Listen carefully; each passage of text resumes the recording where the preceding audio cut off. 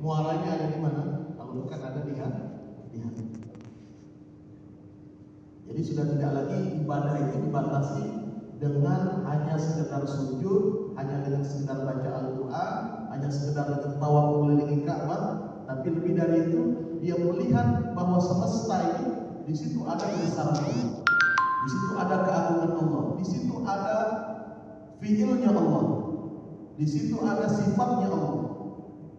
Ini makna anta'budallah ka'annaka tara. Engkau mengibadati Allah seolah engkau melihat Allah. Jangan dipahami ka'annaka tara, engkau melihat Allah dengan kasat mata. Allah berbentuk, Allah bisa divisualisasikan, Allah diwujudkan dalam bentuk hal-hal yang bersifat jisim, tidak.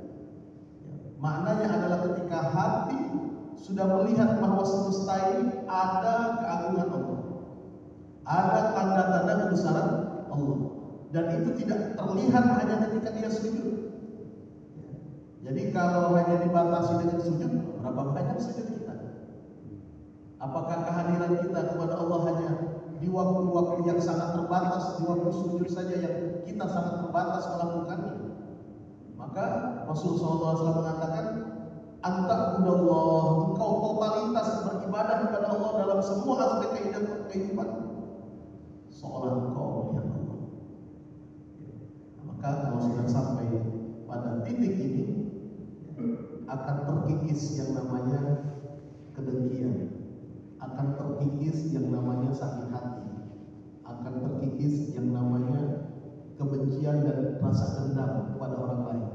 Karena ketika ada terjadi gesekan dalam hidupnya, dia tidak hanya melihat si fulan ini manusia yang menyakiti hatinya, tapi dia melihat bahwa yang menggerakkan si fulan untuk bertutur kata atau bahkan mungkin mencaci makinya, ya, bahwa apa yang keluar dari lisannya, apa yang muncul dari tindakannya yang mungkin membuat dia sakit, membuat dia tersinggung, dia yakini bahwa si fulan tidak akan bisa berucap satu tutur kata pun kalau tidak diizinkan oleh Allah.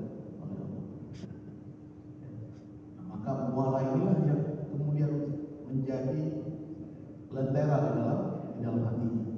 Nah, hati inilah yang tentunya diharapkan muncul dan menjadi sebuah dasar ketika dia menjalankan atau memainkan perannya di dalam kehidupan bertasawuf. Hati yang seperti ini. Jadi belum dikatakan orang tersebut sampai kepada titik memahami tasawuf kalau masih ada di dalam dirinya atau hatinya masih diselimuti oleh nafsu bahaim atau nafsu syaitani, ya, sehingga dia cepat sekali terpancing dengan provokasi dari syaitan, atau cepat sekali terhanyut oleh keinginan-keinginan hawa nafsunya, sehingga akhirnya membuat kehormatan-kehormatan pada dirinya menjadi gugur.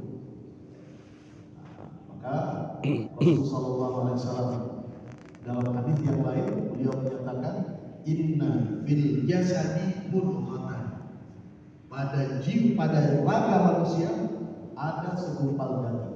Ini kiasan beliau. Beliau menyatakan pada setiap diri manusia ada segumpal daging. Jika segumpal daging ini baik, maka baik semua perilaku tubuh manusia tersebut. Tapi kalau dia busuk, maka busuk semua. Ala wahyal qalb, ketahuilah anggota tubuh ini tiada lain adalah hati.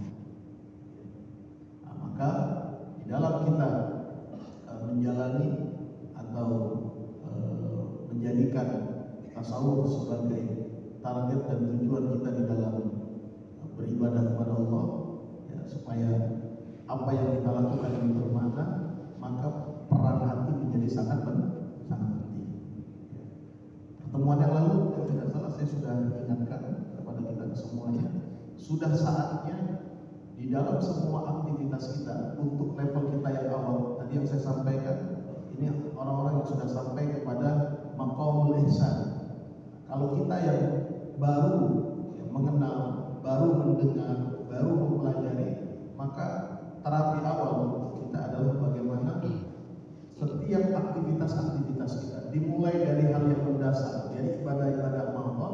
selalu kita ajak hati kita untuk hadir. Selalu kita panggil. Jadi kalau di level yang ihsan tadi itu tidak lagi menghadirkan hati karena memang sudah jasad dan hati ini sudah mendarah daging. Jadi semua aktivitasnya selalu di situ hati yang berada pada posisi di depan. Sehingga apa motifnya?